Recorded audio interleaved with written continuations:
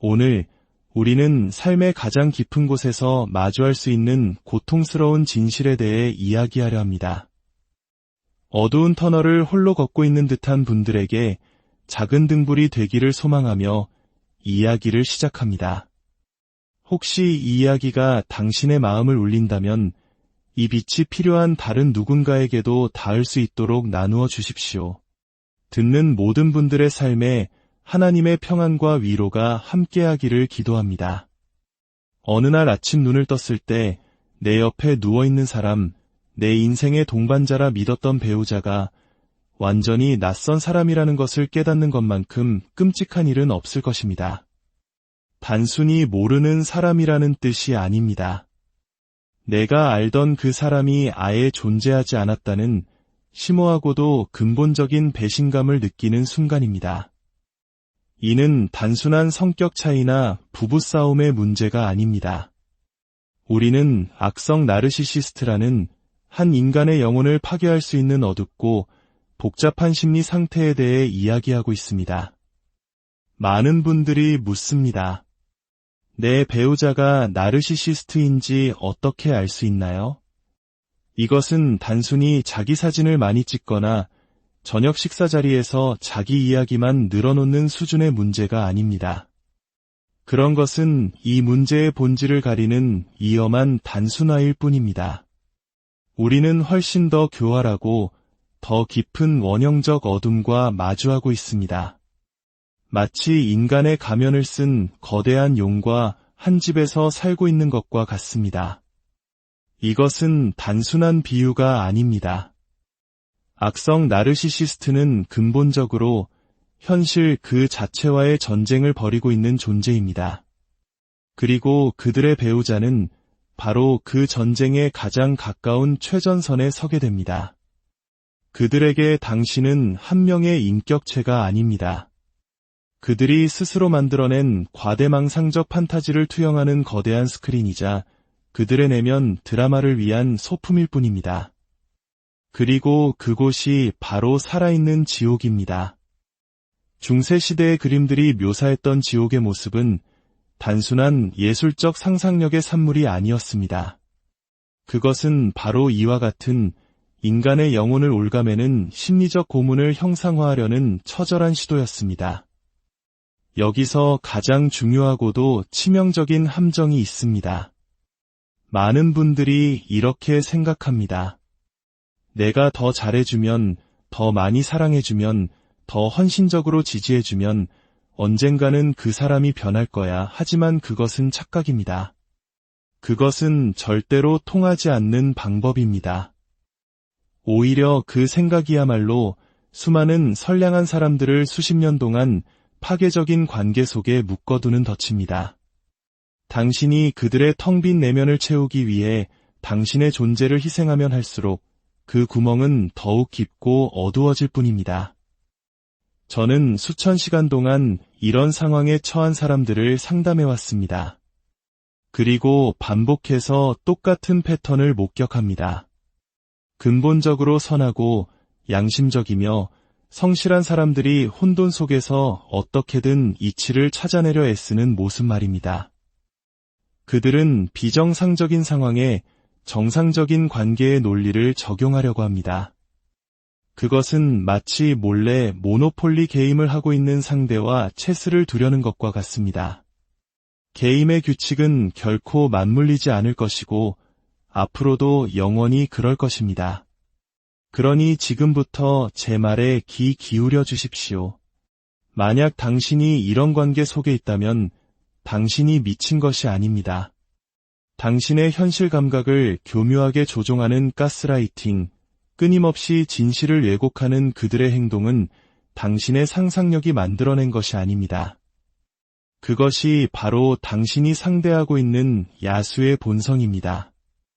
저는 야수라는 단어를 의도적으로 사용합니다.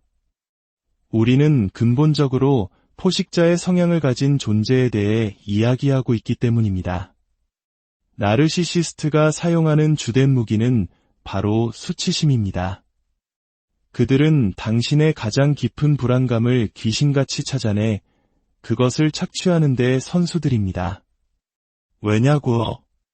수치심은 인간의 잠재력을 파괴하는 가장 강력한 독이기 때문입니다.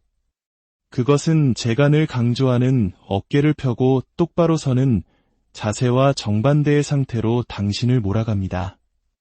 당신을 안으로 움츠러들게 만들고 스스로를 하찮게 여기게 하며 당신이 될 수 있었던 존재보다 훨씬 작은 존재로 머물게 합니다. 여기서 칼 융의 그림자 이론을 통해 매우 흥미로운 지점을 발견할 수 있습니다. 나르시시스트가 가장 두려워하는 것은 놀랍게도 그들이 당신에게 투영하는 바로 그것, 즉 무가치함입니다. 그들의 거창한 자기과시는 사실 내면 깊숙한 곳에 자리한 원초적인 무능력감과 열등감을 가리기 위한 방어기제에 불과합니다. 물론 이것이 그들의 파괴적인 행동을 정당화하지는 않습니다. 결코 그래서는 안 됩니다. 하지만 이 사실을 이해하는 것은 당신이 그 족쇄로부터 해방되는데 결정적인 열쇠가 됩니다. 그렇다면 해결책은 무엇일까요? 먼저 이것이 단순히 관계를 떠나느냐 마느냐의 문제가 아님을 알아야 합니다. 물론 그것도 중요한 부분이지만 본질은 당신의 영혼을 되찾는 것에 있습니다. 이것은 과장이 아닙니다. 이 관계를 통해 서서히 좀먹어온 당신 존재의 핵심을 되찾는 싸움입니다.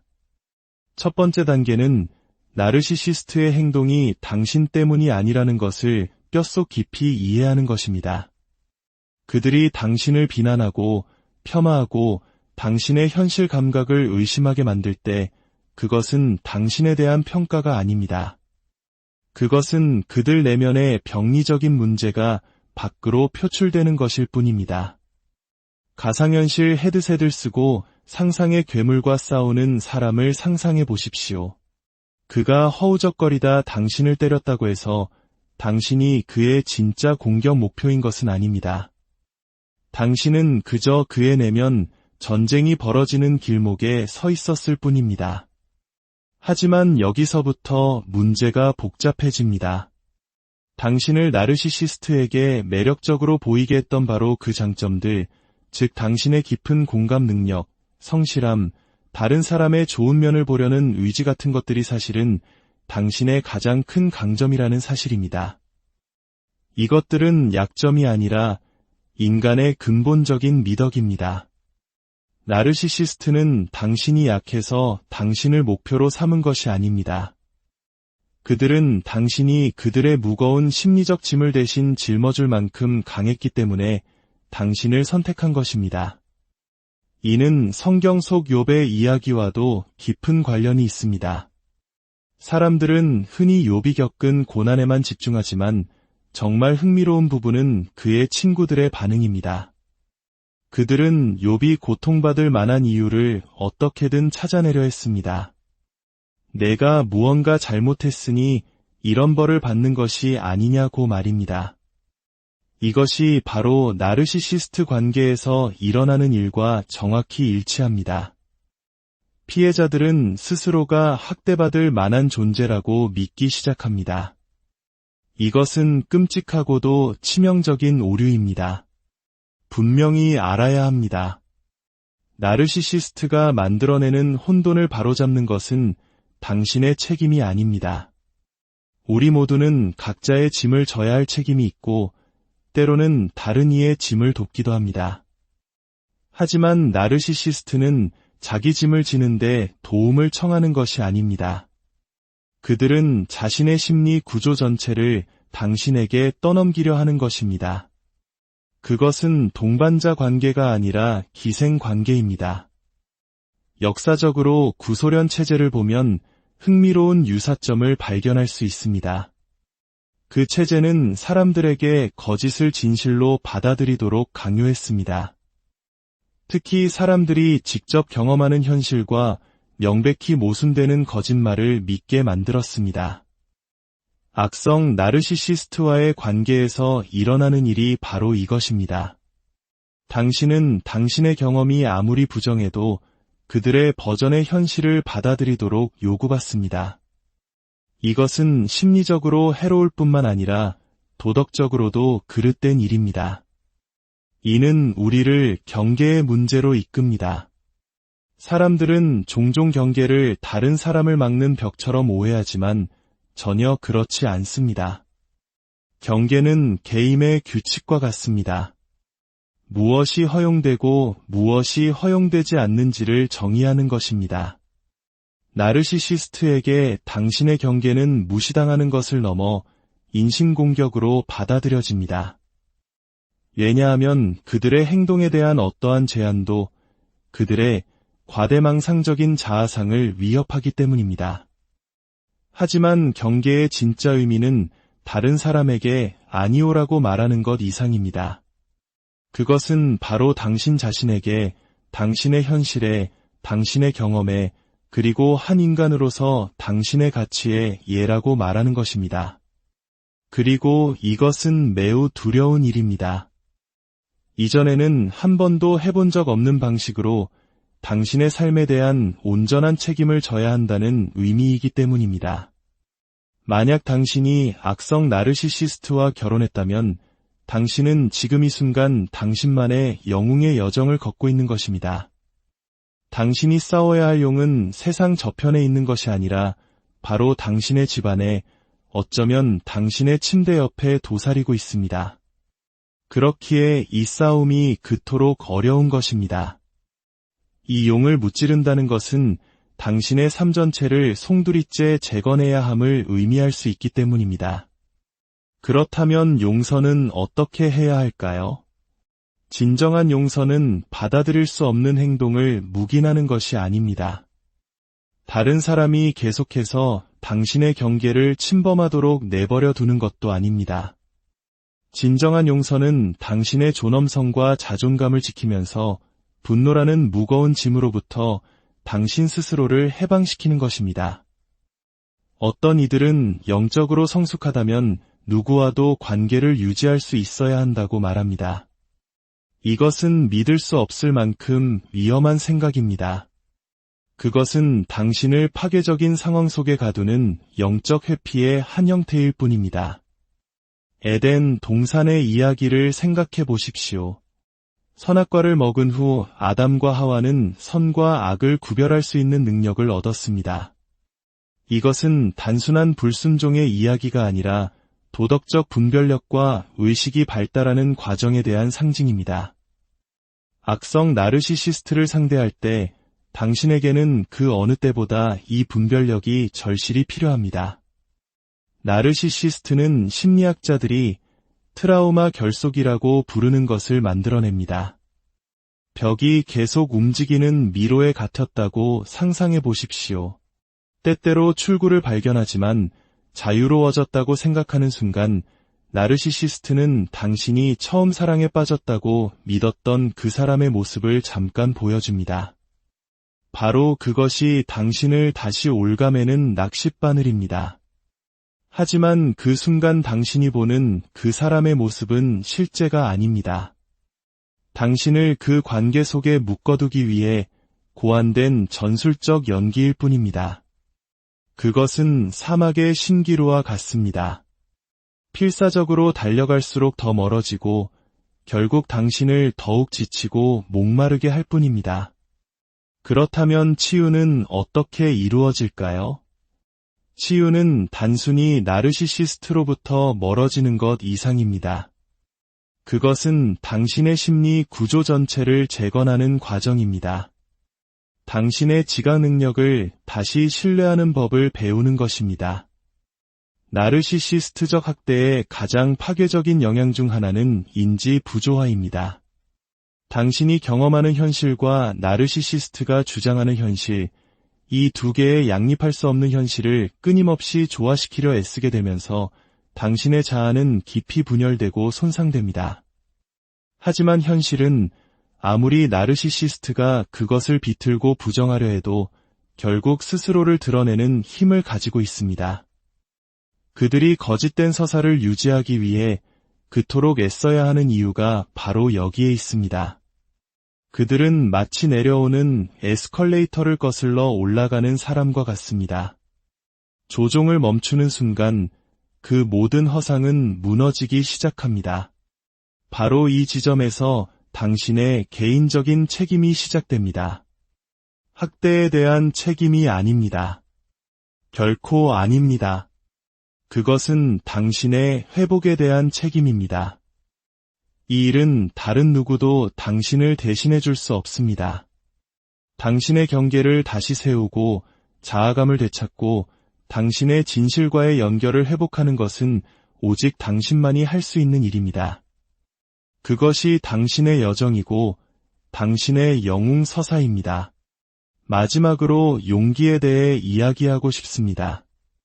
나르시시스트 관계를 떠나는 데 필요한 것은 바로 용기입니다. 진정한 용기는 두려워하지 않는 것이 아닙니다. 극심한 공포를 느끼면서도 그럼에도 불구하고 행동하는 것입니다. 미지의 세계를 마주하는 것입니다. 물론 미지의 세계는 두렵습니다. 하지만 더 두려운 것은 무엇인지 아십니까? 남은 평생을 다른 누군가의 왜곡된 이야기 속조연으로 살아가는 것입니다. 진실이 나르시시스트의 말 한마디에 따라 결정되는 현실 속에서 사는 것입니다. 그것은 단순히 두려운 것이 아니라 영혼을 파괴하는 일입니다. 이제 당신의 영혼을 되찾기 위한 첫걸음을 내디딜 시간입니다. 당신은 혼자가 아니며 당신은 미치지 않았고 치유는 분명히 가능합니다. 당신이 어둠 속에서 자신의 길을 찾고 잃어버렸던 당신의 목소리를 되찾고 당신의 어깨를 펴고 당당히 설 수 있는 힘을 발견하기를 기도합니다. 하나님의 지혜와 은총이 당신의 치유 여정에 오늘 우리는 삶의 가장 깊은 곳에서 마주할 수 있는 고통스러운 진실에 대해 이야기하려 합니다. 어두운 터널을 홀로 걷고 있는 듯한 분들에게 작은 등불이 되기를 소망하며 이야기를 시작합니다. 혹시 이 이야기가 당신의 마음을 울린다면 이 빛이 필요한 다른 누군가에게도 닿을 수 있도록 나누어 주십시오. 듣는 모든 분들의 삶에 하나님의 평안과 위로가 함께하기를 기도합니다. 어느 날 아침 눈을 떴을 때 내 옆에 누워있는 사람, 내 인생의 동반자라 믿었던 배우자가 완전히 낯선 사람이라는 것을 깨닫는 것만큼 끔찍한 일은 없을 것입니다. 단순히 모르는 사람이라는 뜻이 아닙니다. 내가 알던 그 사람이 아예 존재하지 않았다는 심오하고도 근본적인 배신감을 느끼는 순간입니다. 이는 단순한 성격 차이나 부부싸움의 문제가 아닙니다. 우리는 악성 나르시시스트라는 한 인간의 영혼을 파괴할 수 있는 어둡고 복잡한 심리 상태에 대해 이야기하고 있습니다. 많은 분들이 묻습니다. 내 배우자가 나르시시스트인지 어떻게 알 수 있나요? 이것은 단순히 자기 사진을 많이 찍거나 저녁 식사 자리에서 자기 이야기만 늘어놓는 수준의 문제가 아닙니다. 그런 것은 이 문제의 본질을 가리는 위험한 단순화일 뿐입니다. 우리는 훨씬 더 교활하고 더 깊은 원형적 어둠과 마주하고 있습니다. 마치 인간의 가면을 쓴 거대한 용과 한 집에서 살고 있는 것과 같습니다. 이것은 단순한 비유가 아닙니다. 악성 나르시시스트는 근본적으로 현실 그 자체와의 전쟁을 벌이고 있는 존재입니다. 그리고 그들의 배우자는 바로 그 전쟁에 가장 가까운 최전선에 서게 됩니다. 그들에게 당신은 한 명의 인격체가 아닙니다. 그들이 스스로 만들어낸 과대망상적 판타지를 투영하는 거대한 스크린이자 그들의 내면 드라마를 위한 소품일 뿐입니다. 그리고 그곳이 바로 살아있는 지옥입니다. 중세시대의 그림들이 묘사했던 지옥의 모습은 단순한 예술적 상상력의 산물이 아니었습니다. 그것은 바로 이와 같은 인간의 영혼을 올가매는 심리적 고문을 형상화하려는 처절한 시도였습니다. 여기서 가장 중요하고도 치명적인 함정이 있습니다. 많은 분들이 이렇게 생각합니다. 내가 더 잘해주면, 더 많이 사랑해주면, 더 헌신적으로 지지해주면 언젠가는 그 사람이 변할 거야. 하지만 그것은 착각입니다. 그것은 절대로 통하지 않는 방법입니다. 오히려 그 생각이야말로 수많은 선량한 사람들을 수십 년 동안 파괴적인 관계 속에 묶어두는 덫입니다. 당신이 그들의 텅 빈 내면을 채우기 위해 당신의 존재를 희생하면 할수록 그 구멍은 더욱 깊고 어두워질 뿐입니다. 저는 수천 시간 동안 이런 상황에 처한 사람들을 상담해왔습니다. 그리고 반복해서 똑같은 패턴을 목격합니다. 근본적으로 선하고 양심적이며 성실한 사람들이 혼돈 속에서 어떻게든 이치를 찾아내려 애쓰는 모습 말입니다. 그들은 비정상적인 상황에 정상적인 관계의 논리를 적용하려고 합니다. 그것은 마치 몰래 모노폴리 게임을 하고 있는 상대와 체스를 두려는 것과 같습니다. 게임의 규칙은 결코 맞물리지 않을 것이고 앞으로도 영원히 그럴 것입니다. 그러니 지금부터 제 말에 귀 기울여 주십시오. 만약 당신이 이런 관계 속에 있다면 당신이 미친 것이 아닙니다. 당신의 현실 감각을 교묘하게 조종하는 가스라이팅, 끊임없이 진실을 왜곡하는 그들의 행동은 당신의 상상력이 만들어낸 것이 아닙니다. 그것이 바로 당신이 상대하고 있는 야수의 본성입니다. 저는 야수라는 단어를 의도적으로 사용합니다. 우리는 근본적으로 포식자의 성향을 가진 존재에 대해 이야기하고 있기 때문입니다. 나르시시스트가 사용하는 주된 무기는 바로 수치심입니다. 그들은 당신의 가장 깊은 불안감을 귀신같이 찾아내 그것을 착취하는 데 선수들입니다. 왜냐고? 수치심은 인간의 잠재력을 파괴하는 가장 강력한 독이기 때문입니다. 그것은 제가 늘 강조하는 어깨를 펴고 똑바로 서는 자세와 정반대의 상태로 당신을 몰아갑니다. 당신을 안으로 움츠러들게 만들고 스스로를 하찮게 여기게 하며 당신이 될 수 있었던 존재보다 훨씬 작은 존재로 머물게 합니다. 여기서 칼 융의 그림자 이론을 통해 매우 흥미로운 지점을 발견할 수 있습니다. 나르시시스트가 가장 두려워하는 것은 놀랍게도 그들이 당신에게 투영하는 바로 그것, 즉 무가치함입니다. 그들의 거창한 자기과시는 사실 내면 깊숙한 곳에 자리한 원초적인 무능력감과 열등감을 가리기 위한 방어기제에 불과합니다.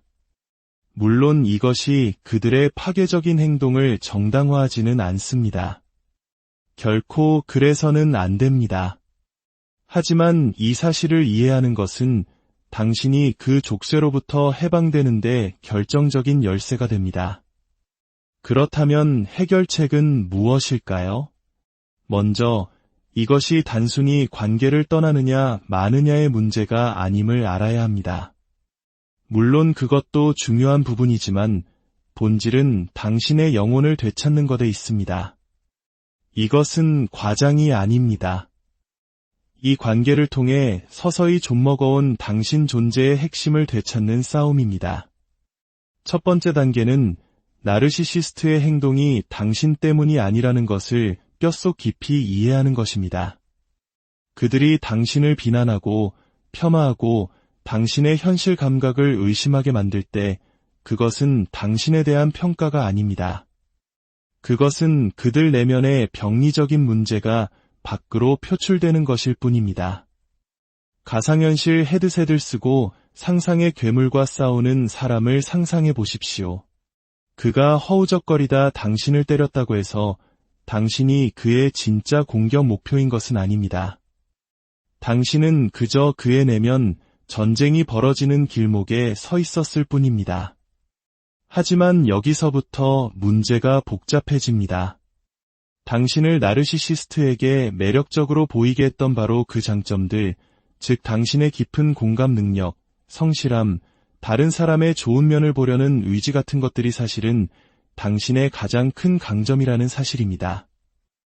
이것들은 약점이 아니라 인간의 근본적인 미덕입니다. 나르시시스트는 당신이 약해서 당신을 목표로 삼은 것이 아닙니다.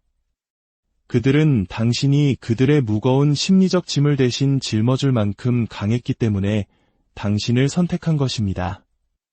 이는 성경 속 욥의 이야기와도 깊은 관련이 있습니다.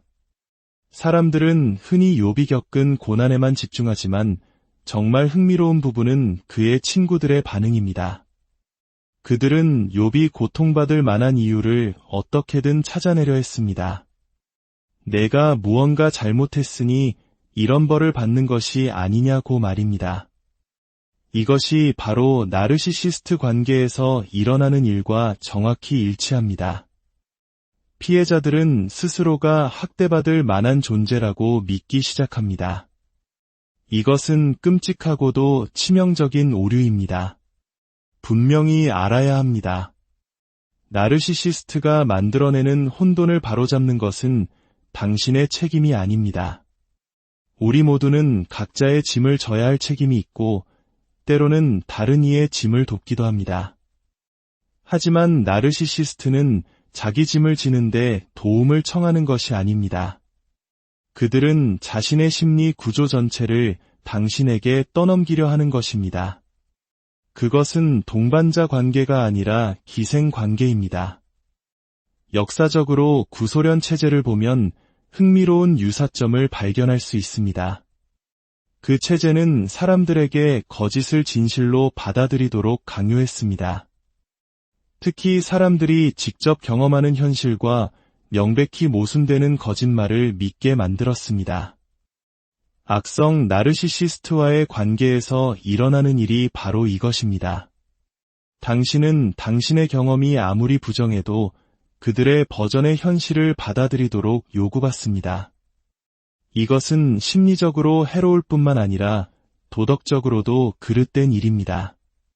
이는 우리를 경계의 문제로 이끕니다. 사람들은 종종 경계를 다른 사람을 막는 벽처럼 오해하지만 전혀 그렇지 않습니다. 경계는 게임의 규칙과 같습니다. 무엇이 허용되고 무엇이 허용되지 않는지를 정의하는 것입니다. 나르시시스트에게 당신의 경계는 무시당하는 것을 넘어 인신공격으로 받아들여집니다. 왜냐하면 그들의 행동에 대한 어떠한 제한도 그들의 과대망상적인 자아상을 위협하기 때문입니다. 하지만 경계의 진짜 의미는 다른 사람에게 아니오라고 말하는 것 이상입니다. 그것은 바로 당신 자신에게, 당신의 현실에, 당신의 경험에, 그리고 한 인간으로서 당신의 가치에 예라고 말하는 것입니다. 그리고 이것은 매우 두려운 일입니다. 이전에는 한 번도 해본 적 없는 방식으로 당신의 삶에 대한 온전한 책임을 져야 한다는 의미이기 때문입니다. 만약 당신이 악성 나르시시스트와 결혼했다면 당신은 지금 이 순간 당신만의 영웅의 여정을 걷고 있는 것입니다. 당신이 싸워야 할 용은 세상 저편에 있는 것이 아니라 바로 당신의 집안에, 어쩌면 당신의 침대 옆에 도사리고 있습니다. 그렇기에 이 싸움이 그토록 어려운 것입니다. 이 용을 무찌른다는 것은 당신의 삶 전체를 송두리째 재건해야 함을 의미할 수 있기 때문입니다. 그렇다면 용서는 어떻게 해야 할까요? 진정한 용서는 받아들일 수 없는 행동을 묵인하는 것이 아닙니다. 다른 사람이 계속해서 당신의 경계를 침범하도록 내버려 두는 것도 아닙니다. 진정한 용서는 당신의 존엄성과 자존감을 지키면서 분노라는 무거운 짐으로부터 당신 스스로를 해방시키는 것입니다. 어떤 이들은 영적으로 성숙하다면 누구와도 관계를 유지할 수 있어야 한다고 말합니다. 이것은 믿을 수 없을 만큼 위험한 생각입니다. 그것은 당신을 파괴적인 상황 속에 가두는 영적 회피의 한 형태일 뿐입니다. 에덴 동산의 이야기를 생각해 보십시오. 선악과를 먹은 후 아담과 하와는 선과 악을 구별할 수 있는 능력을 얻었습니다. 이것은 단순한 불순종의 이야기가 아니라 도덕적 분별력과 의식이 발달하는 과정에 대한 상징입니다. 악성 나르시시스트를 상대할 때 당신에게는 그 어느 때보다 이 분별력이 절실히 필요합니다. 나르시시스트는 심리학자들이 트라우마 결속이라고 부르는 것을 만들어냅니다. 벽이 계속 움직이는 미로에 갇혔다고 상상해 보십시오. 때때로 출구를 발견하지만 자유로워졌다고 생각하는 순간 나르시시스트는 당신이 처음 사랑에 빠졌다고 믿었던 그 사람의 모습을 잠깐 보여줍니다. 바로 그것이 당신을 다시 올가매는 낚싯바늘입니다. 하지만 그 순간 당신이 보는 그 사람의 모습은 실제가 아닙니다. 당신을 그 관계 속에 묶어두기 위해 고안된 전술적 연기일 뿐입니다. 그것은 사막의 신기루와 같습니다. 필사적으로 달려갈수록 더 멀어지고 결국 당신을 더욱 지치고 목마르게 할 뿐입니다. 그렇다면 치유는 어떻게 이루어질까요? 치유는 단순히 나르시시스트로부터 멀어지는 것 이상입니다. 그것은 당신의 심리 구조 전체를 재건하는 과정입니다. 당신의 지각 능력을 다시 신뢰하는 법을 배우는 것입니다. 나르시시스트적 학대의 가장 파괴적인 영향 중 하나는 인지 부조화입니다. 당신이 경험하는 현실과 나르시시스트가 주장하는 현실, 이 두 개의 양립할 수 없는 현실을 끊임없이 조화시키려 애쓰게 되면서 당신의 자아는 깊이 분열되고 손상됩니다. 하지만 현실은 아무리 나르시시스트가 그것을 비틀고 부정하려 해도 결국 스스로를 드러내는 힘을 가지고 있습니다. 그들이 거짓된 서사를 유지하기 위해 그토록 애써야 하는 이유가 바로 여기에 있습니다. 그들은 마치 내려오는 에스컬레이터를 거슬러 올라가는 사람과 같습니다. 조종을 멈추는 순간 그 모든 허상은 무너지기 시작합니다. 바로 이 지점에서 당신의 개인적인 책임이 시작됩니다. 학대에 대한 책임이 아닙니다. 결코 아닙니다. 그것은 당신의 회복에 대한 책임입니다. 이 일은 다른 누구도 당신을 대신해 줄 수 없습니다. 당신의 경계를 다시 세우고 자아감을 되찾고 당신의 진실과의 연결을 회복하는 것은 오직 당신만이 할 수 있는 일입니다. 그것이 당신의 여정이고 당신의 영웅 서사입니다. 마지막으로 용기에 대해 이야기하고 싶습니다. 나르시시스트 관계를 떠나는 데 필요한 것은 바로 용기입니다. 진정한 용기는 두려워하지 않는 것이 아닙니다. 극심한 공포를 느끼면서도 그럼에도 불구하고 행동하는 것입니다. 미지의 세계를 마주하는 것입니다. 물론 미지의 세계는 두렵습니다. 하지만 더 두려운 것은 무엇인지 아십니까? 남은 평생을 다른 누군가의 왜곡된 이야기 속조연으로 살아가는 것입니다. 진실이 나르시시스트의 말 한마디에 따라 결정되는 현실 속에서 사는 것입니다. 그것은 단순히 두려운 것이 아니라 영혼을 파괴하는 일입니다. 이제 당신의 영혼을 되찾기 위한 첫걸음을 내디딜 시간입니다. 당신은 혼자가 아니며 당신은 미치지 않았고 치유는 분명히 가능합니다. 당신이 어둠 속에서 자신의 길을 찾고 잃어버렸던 당신의 목소리를 되찾고 당신의 어깨를 펴고 당당히 설 수 있는 힘을 발견하기를 기도합니다. 하나님의 지혜와 은총이 당신의 치유 여정에 오늘 우리는 삶의 가장 깊은 곳에서 마주할 수 있는 고통스러운 진실에 대해 이야기하려 합니다. 어두운 터널을 홀로 걷고 있는 듯한 분들에게 작은 등불이 되기를 소망하며 이야기를 시작합니다. 혹시 이 이야기가 당신의 마음을 울린다면 이 빛이 필요한 다른 누군가에게도 닿을 수 있도록 나누어 주십시오.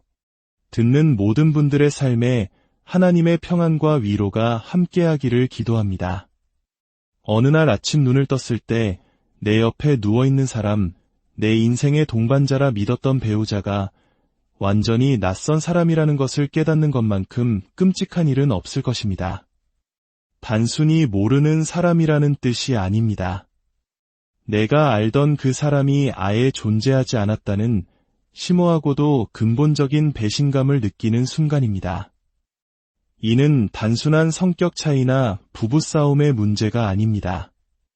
우리는 악성 나르시시스트라는 한 인간의 영혼을 파괴할 수 있는 어둡고 복잡한 심리 상태에 대해 이야기하고 있습니다. 많은 분들이 묻습니다. 내 배우자가 나르시시스트인지 어떻게 알 수 있나요? 이것은 단순히 자기 사진을 많이 찍거나 저녁 식사 자리에서 자기 이야기만 늘어놓는 수준의 문제가 아닙니다. 그런 것은 이 문제의 본질을 가리는 위험한 단순화일 뿐입니다. 우리는 훨씬 더 교활하고 더 깊은 원형적 어둠과 마주하고 있습니다. 마치 인간의 가면을 쓴 거대한 용과 한 집에서 살고 있는 것과 같습니다. 이것은 단순한 비유가 아닙니다. 악성 나르시시스트는 근본적으로 현실 그 자체와의 전쟁을 벌이고 있는 존재입니다. 그리고 그들의 배우자는 바로 그 전쟁에 가장 가까운 최전선에 서게 됩니다. 그들에게 당신은 한 명의 인격체가 아닙니다. 그들이 스스로 만들어낸 과대망상적 판타지를 투영하는 거대한 스크린이자 그들의 내면 드라마를 위한 소품일 뿐입니다. 그리고 그곳이 바로 살아있는 지옥입니다. 중세시대의 그림들이 묘사했던 지옥의 모습은 단순한 예술적 상상력의 산물이 아니었습니다. 그것은 바로 이와 같은 인간의 영혼을 올가매는 심리적 고문을 형상화하려는 처절한 시도였습니다. 여기서 가장 중요하고도 치명적인 함정이 있습니다. 많은 분들이 이렇게 생각합니다. 내가 더 잘해주면, 더 많이 사랑해주면, 더 헌신적으로 지지해주면 언젠가는 그 사람이 변할 거야. 하지만 그것은 착각입니다. 그것은 절대로 통하지 않는 방법입니다. 오히려 그 생각이야말로 수많은 선량한 사람들을 수십 년 동안 파괴적인 관계 속에 묶어두는 덫입니다. 당신이 그들의 텅 빈 내면을 채우기 위해 당신의 존재를 희생하면 할수록 그 구멍은 더욱 깊고 어두워질 뿐입니다. 저는 수천 시간 동안 이런 상황에 처한 사람들을 상담해왔습니다. 그리고 반복해서 똑같은 패턴을 목격합니다. 근본적으로 선하고 양심적이며 성실한 사람들이 혼돈 속에서 어떻게든 이치를 찾아내려 애쓰는 모습 말입니다. 그들은 비정상적인 상황에 정상적인 관계의 논리를 적용하려고 합니다. 그것은 마치 몰래 모노폴리 게임을 하고 있는 상대와 체스를 두려는 것과 같습니다. 게임의 규칙은 결코 맞물리지 않을 것이고 앞으로도 영원히 그럴 것입니다. 그러니 지금부터 제 말에 귀 기울여 주십시오. 만약 당신이 이런 관계 속에 있다면 당신이 미친 것이 아닙니다. 당신의 현실 감각을 교묘하게 조종하는 가스라이팅, 끊임없이 진실을 왜곡하는 그들의 행동은 당신의 상상력이 만들어낸 것이 아닙니다. 그것이 바로 당신이 상대하고 있는 야수의 본성입니다.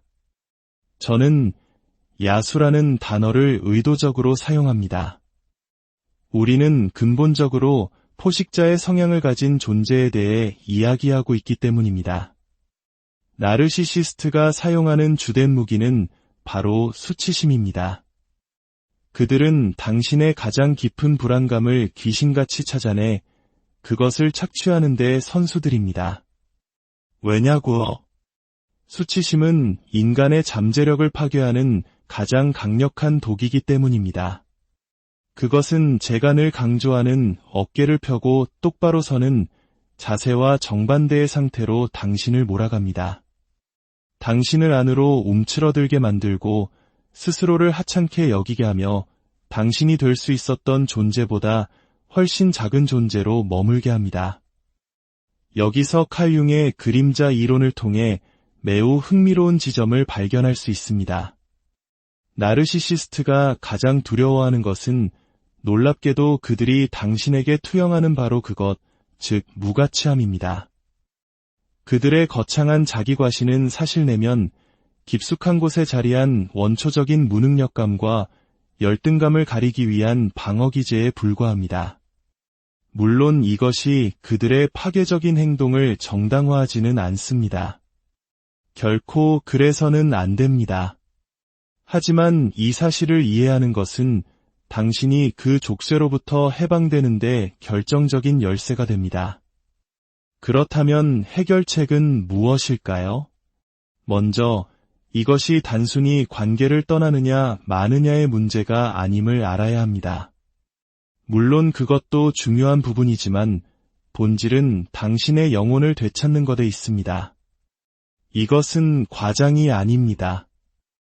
이 관계를 통해 서서히 좀먹어온 당신 존재의 핵심을 되찾는 싸움입니다.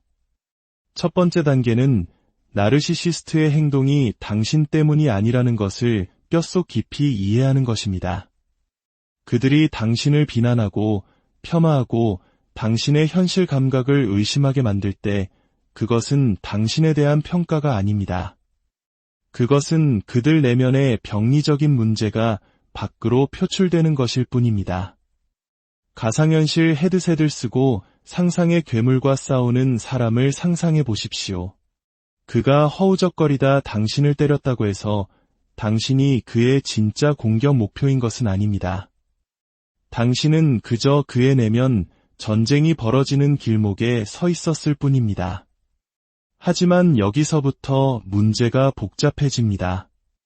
당신을 나르시시스트에게 매력적으로 보이게 했던 바로 그 장점들, 즉 당신의 깊은 공감 능력, 성실함, 다른 사람의 좋은 면을 보려는 의지 같은 것들이 사실은 당신의 가장 큰 강점이라는 사실입니다. 이것들은 약점이 아니라 인간의 근본적인 미덕입니다. 나르시시스트는 당신이 약해서 당신을 목표로 삼은 것이 아닙니다. 그들은 당신이 그들의 무거운 심리적 짐을 대신 짊어줄 만큼 강했기 때문에 당신을 선택한 것입니다. 이는 성경 속 욥의 이야기와도 깊은 관련이 있습니다. 사람들은 흔히 욥이 겪은 고난에만 집중하지만 정말 흥미로운 부분은 그의 친구들의 반응입니다. 그들은 욥이 고통받을 만한 이유를 어떻게든 찾아내려 했습니다.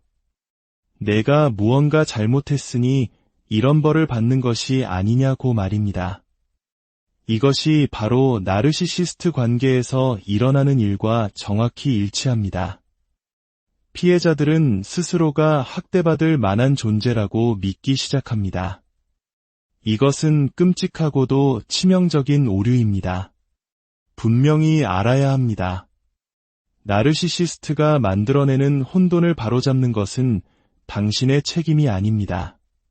우리 모두는 각자의 짐을 져야 할 책임이 있고 때로는 다른 이의 짐을 돕기도 합니다. 하지만 나르시시스트는 자기 짐을 지는데 도움을 청하는 것이 아닙니다. 그들은 자신의 심리 구조 전체를 당신에게 떠넘기려 하는 것입니다. 그것은 동반자 관계가 아니라 기생 관계입니다. 역사적으로 구소련 체제를 보면 흥미로운 유사점을 발견할 수 있습니다. 그 체제는 사람들에게 거짓을 진실로 받아들이도록 강요했습니다. 특히 사람들이 직접 경험하는 현실과 명백히 모순되는 거짓말을 믿게 만들었습니다. 악성 나르시시스트와의 관계에서 일어나는 일이 바로 이것입니다. 당신은 당신의 경험이 아무리 부정해도 그들의 버전의 현실을 받아들이도록 요구받습니다. 이것은 심리적으로 해로울 뿐만 아니라 도덕적으로도 그릇된 일입니다. 이는 우리를 경계의 문제로 이끕니다. 사람들은 종종 경계를 다른 사람을 막는 벽처럼 오해하지만 전혀 그렇지 않습니다. 경계는 게임의 규칙과 같습니다. 무엇이 허용되고 무엇이 허용되지 않는지를 정의하는 것입니다. 나르시시스트에게 당신의 경계는 무시당하는 것을 넘어 인신공격으로 받아들여집니다. 왜냐하면 그들의 행동에 대한 어떠한 제한도 그들의 과대망상적인 자아상을 위협하기 때문입니다. 하지만 경계의 진짜 의미는 다른 사람에게 아니오라고 말하는 것 이상입니다. 그것은 바로 당신 자신에게, 당신의 현실에, 당신의 경험에, 그리고 한 인간으로서 당신의 가치에 예라고 말하는 것입니다. 그리고 이것은 매우 두려운 일입니다. 이전에는 한 번도 해본 적 없는 방식으로 당신의 삶에 대한 온전한 책임을 져야 한다는 의미이기 때문입니다. 만약 당신이 악성 나르시시스트와 결혼했다면 당신은 지금 이 순간 당신만의 영웅의 여정을 걷고 있는 것입니다. 당신이 싸워야 할 용은 세상 저편에 있는 것이 아니라 바로 당신의 집안에, 어쩌면 당신의 침대 옆에 도사리고 있습니다. 그렇기에 이 싸움이 그토록 어려운 것입니다. 이 용을 무찌른다는 것은 당신의 삶 전체를 송두리째 재건해야 함을 의미할 수 있기 때문입니다. 그렇다면 용서는 어떻게 해야 할까요?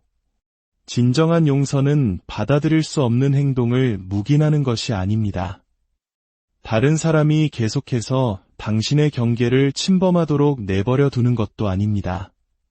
진정한 용서는 당신의 존엄성과 자존감을 지키면서 분노라는 무거운 짐으로부터 당신 스스로를 해방시키는 것입니다. 어떤 이들은 영적으로 성숙하다면 누구와도 관계를 유지할 수 있어야 한다고 말합니다. 이것은 믿을 수 없을 만큼 위험한 생각입니다. 그것은 당신을 파괴적인 상황 속에 가두는 영적 회피의 한 형태일 뿐입니다. 에덴 동산의 이야기를 생각해 보십시오. 선악과를 먹은 후 아담과 하와는 선과 악을 구별할 수 있는 능력을 얻었습니다. 이것은 단순한 불순종의 이야기가 아니라 도덕적 분별력과 의식이 발달하는 과정에 대한 상징입니다. 악성 나르시시스트를 상대할 때 당신에게는 그 어느 때보다 이 분별력이 절실히 필요합니다. 나르시시스트는 심리학자들이 트라우마 결속이라고 부르는 것을 만들어냅니다. 벽이 계속 움직이는 미로에 갇혔다고 상상해 보십시오. 때때로 출구를 발견하지만 자유로워졌다고 생각하는 순간 나르시시스트는 당신이 처음 사랑에 빠졌다고 믿었던 그 사람의 모습을 잠깐 보여줍니다. 바로 그것이 당신을 다시 올가매는 낚싯바늘입니다. 하지만 그 순간 당신이 보는 그 사람의 모습은 실제가 아닙니다. 당신을 그 관계 속에 묶어두기 위해 고안된 전술적 연기일 뿐입니다. 그것은 사막의 신기루와 같습니다. 필사적으로 달려갈수록 더 멀어지고 결국 당신을 더욱 지치고 목마르게 할 뿐입니다. 그렇다면 치유는 어떻게 이루어질까요? 치유는 단순히 나르시시스트로부터 멀어지는 것 이상입니다. 그것은 당신의 심리 구조 전체를 재건하는 과정입니다. 당신의 지각 능력을 다시 신뢰하는 법을 배우는 것입니다. 나르시시스트적 학대의 가장 파괴적인 영향 중 하나는 인지 부조화입니다. 당신이 경험하는 현실과 나르시시스트가 주장하는 현실, 이 두 개의 양립할 수 없는 현실을 끊임없이 조화시키려 애쓰게 되면서 당신의 자아는 깊이 분열되고 손상됩니다. 하지만 현실은 아무리 나르시시스트가 그것을 비틀고 부정하려 해도 결국 스스로를 드러내는 힘을 가지고 있습니다. 그들이 거짓된 서사를 유지하기 위해 그토록 애써야 하는 이유가 바로 여기에 있습니다. 그들은 마치 내려오는 에스컬레이터를 거슬러 올라가는 사람과 같습니다. 조종을 멈추는 순간 그 모든 허상은 무너지기 시작합니다. 바로 이 지점에서 당신의 개인적인 책임이 시작됩니다. 학대에 대한 책임이 아닙니다. 결코 아닙니다. 그것은 당신의 회복에 대한 책임입니다. 이 일은 다른 누구도 당신을 대신해 줄 수 없습니다. 당신의 경계를 다시 세우고 자아감을 되찾고 당신의 진실과의 연결을 회복하는 것은 오직 당신만이 할 수 있는 일입니다. 그것이 당신의 여정이고 당신의 영웅 서사입니다. 마지막으로 용기에 대해 이야기하고 싶습니다. 나르시시스트 관계를 떠나는 데 필요한 것은 바로 용기입니다. 진정한 용기는 두려워하지 않는 것이 아닙니다. 극심한 공포를 느끼면서도 그럼에도 불구하고 행동하는 것입니다. 미지의 세계를 마주하는 것입니다. 물론 미지의 세계는 두렵습니다. 하지만 더 두려운 것은 무엇인지 아십니까? 남은 평생을 다른 누군가의 왜곡된 이야기 속조연으로 살아가는 것입니다. 진실이 나르시시스트의 말 한마디에 따라 결정되는 현실 속에서 사는 것입니다. 그것은 단순히 두려운 것이 아니라 영혼을 파괴하는 일입니다. 이제 당신의 영혼을 되찾기 위한 첫걸음을 내디딜 시간입니다. 당신은 혼자가 아니며 당신은 미치지 않았고 치유는 분명히 가능합니다. 당신이 어둠 속에서 자신의 길을 찾고 잃어버렸던 당신의 목소리를 되찾고 당신의 어깨를 펴고 당당히 설 수 있는 힘을 발견하기를 기도합니다. 하나님의 지혜와 은총이 당신의 치유 여정에 오늘 우리는 삶의 가장 깊은 곳에서 마주할 수 있는 고통스러운 진실에 대해 이야기하려 합니다. 어두운 터널을 홀로 걷고 있는 듯한 분들에게 작은 등불이 되기를 소망하며 이야기를 시작합니다. 혹시 이 이야기가 당신의 마음을 울린다면 이 빛이 필요한 다른 누군가에게도 닿을 수 있도록 나누어 주십시오. 듣는 모든 분들의 삶에 하나님의 평안과 위로가 함께하기를 기도합니다. 어느 날 아침 눈을 떴을 때 내 옆에 누워있는 사람, 내 인생의 동반자라 믿었던 배우자가 완전히 낯선 사람이라는 것을 깨닫는 것만큼 끔찍한 일은 없을 것입니다. 단순히 모르는 사람이라는 뜻이 아닙니다. 내가 알던 그 사람이 아예 존재하지 않았다는 심오하고도 근본적인 배신감을 느끼는 순간입니다. 이는 단순한 성격 차이나 부부싸움의 문제가 아닙니다. 우리는 악성 나르시시스트라는 한 인간의 영혼을 파괴할 수 있는 어둡고 복잡한 심리 상태에 대해 이야기하고 있습니다. 많은 분들이 묻습니다. 내 배우자가 나르시시스트인지 어떻게 알 수 있나요? 이것은 단순히 자기 사진을 많이 찍거나 저녁 식사 자리에서 자기 이야기만 늘어놓는 수준의 문제가 아닙니다. 그런 것은 이 문제의 본질을 가리는 위험한 단순화일 뿐입니다. 우리는 훨씬 더 교활하고 더 깊은 원형적 어둠과 마주하고 있습니다. 마치 인간의 가면을 쓴 거대한 용과 한 집에서 살고 있는 것과 같습니다. 이것은 단순한 비유가 아닙니다. 악성 나르시시스트는 근본적으로 현실 그 자체와의 전쟁을 벌이고 있는 존재입니다. 그리고 그들의 배우자는 바로 그 전쟁에 가장 가까운 최전선에 서게 됩니다. 그들에게 당신은 한 명의 인격체가 아닙니다. 그들이 스스로 만들어낸 과대망상적 판타지를 투영하는 거대한 스크린이자 그들의 내면 드라마를 위한 소품일 뿐입니다. 그리고 그곳이 바로 살아있는 지옥입니다. 중세시대의 그림들이 묘사했던 지옥의 모습은 단순한 예술적 상상력의 산물이 아니었습니다. 그것은 바로 이와 같은 인간의 영혼을 올가매는 심리적 고문을 형상화하려는 처절한 시도였습니다. 여기서 가장 중요하고도 치명적인 함정이 있습니다. 많은 분들이 이렇게 생각합니다. 내가 더 잘해주면, 더 많이 사랑해주면, 더 헌신적으로 지지해주면 언젠가는 그 사람이 변할 거야. 하지만 그것은 착각입니다. 그것은 절대로 통하지 않는 방법입니다. 오히려 그 생각이야말로 수많은 선량한 사람들을 수십 년 동안 파괴적인 관계 속에 묶어두는 덫입니다. 당신이 그들의 텅 빈 내면을 채우기 위해 당신의 존재를 희생하면 할수록 그 구멍은 더욱 깊고 어두워질 뿐입니다. 저는 수천 시간 동안 이런 상황에 처한 사람들을 상담해왔습니다. 그리고 반복해서 똑같은 패턴을 목격합니다. 근본적으로 선하고 양심적이며 성실한 사람들이 혼돈 속에서 어떻게든 이치를 찾아내려 애쓰는 모습 말입니다. 그들은 비정상적인 상황에 정상적인 관계의 논리를 적용하려고 합니다. 그것은 마치 몰래 모노폴리 게임을 하고 있는 상대와 체스를 두려는 것과 같습니다. 게임의 규칙은 결코 맞물리지 않을 것이고 앞으로도 영원히 그럴 것입니다. 그러니 지금부터 제 말에 귀 기울여 주십시오. 만약 당신이 이런 관계 속에 있다면 당신이 미친 것이 아닙니다. 당신의 현실 감각을 교묘하게 조종하는 가스라이팅, 끊임없이 진실을 왜곡하는 그들의 행동은 당신의 상상력이 만들어낸 것이 아닙니다. 그것이 바로 당신이 상대하고 있는 야수의 본성입니다.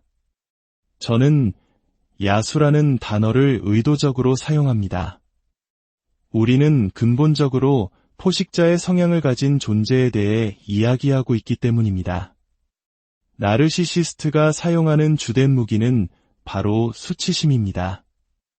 그들은 당신의 가장 깊은 불안감을 귀신같이 찾아내 그것을 착취하는 데 선수들입니다. 왜냐고? 수치심은 인간의 잠재력을 파괴하는 가장 강력한 독이기 때문입니다. 그것은 제가 늘 강조하는 어깨를 펴고 똑바로 서는 자세와 정반대의 상태로 당신을 몰아갑니다. 당신을 안으로 움츠러들게 만들고 스스로를 하찮게 여기게 하며 당신이 될 수 있었던 존재보다 훨씬 작은 존재로 머물게 합니다. 여기서 칼 융의 그림자 이론을 통해 매우 흥미로운 지점을 발견할 수 있습니다. 나르시시스트가 가장 두려워하는 것은 놀랍게도 그들이 당신에게 투영하는 바로 그것, 즉 무가치함입니다. 그들의 거창한 자기과시는 사실 내면 깊숙한 곳에 자리한 원초적인 무능력감과 열등감을 가리기 위한 방어기제에 불과합니다. 물론 이것이 그들의 파괴적인 행동을 정당화하지는 않습니다. 결코 그래서는 안 됩니다. 하지만 이 사실을 이해하는 것은 당신이 그 족쇄로부터 해방되는데 결정적인 열쇠가 됩니다. 그렇다면 해결책은 무엇일까요? 먼저 이것이 단순히 관계를 떠나느냐 마느냐의 문제가 아님을 알아야 합니다. 물론 그것도 중요한 부분이지만 본질은 당신의 영혼을 되찾는 것에 있습니다. 이것은 과장이 아닙니다. 이 관계를 통해 서서히 좀먹어온 당신 존재의 핵심을 되찾는 싸움입니다. 첫 번째 단계는 나르시시스트의 행동이 당신 때문이 아니라는 것을 뼛속 깊이 이해하는 것입니다. 그들이 당신을 비난하고 폄하하고 당신의 현실 감각을 의심하게 만들 때 그것은 당신에 대한 평가가 아닙니다.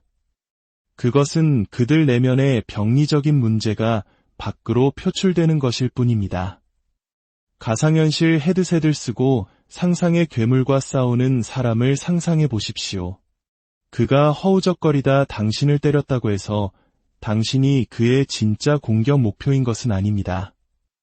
당신은 그저 그의 내면 전쟁이 벌어지는 길목에 서 있었을 뿐입니다. 하지만 여기서부터 문제가 복잡해집니다. 당신을 나르시시스트에게 매력적으로 보이게 했던 바로 그 장점들, 즉 당신의 깊은 공감 능력, 성실함, 다른 사람의 좋은 면을 보려는 의지 같은 것들이 사실은 당신의 가장 큰 강점이라는 사실입니다. 이것들은 약점이 아니라 인간의 근본적인 미덕입니다. 나르시시스트는 당신이 약해서 당신을 목표로 삼은 것이 아닙니다. 그들은 당신이 그들의 무거운 심리적 짐을 대신 짊어줄 만큼 강했기 때문에 당신을 선택한 것입니다. 이는 성경 속 욥의 이야기와도 깊은 관련이 있습니다. 사람들은 흔히 욥이 겪은 고난에만 집중하지만 정말 흥미로운 부분은 그의 친구들의 반응입니다. 그들은 욥이 고통받을 만한 이유를 어떻게든 찾아내려 했습니다. 내가 무언가 잘못했으니 이런 벌을 받는 것이 아니냐고 말입니다. 이것이 바로 나르시시스트 관계에서 일어나는 일과 정확히 일치합니다. 피해자들은 스스로가 학대받을 만한 존재라고 믿기 시작합니다. 이것은 끔찍하고도 치명적인 오류입니다. 분명히 알아야 합니다. 나르시시스트가 만들어내는 혼돈을 바로잡는 것은 당신의 책임이 아닙니다.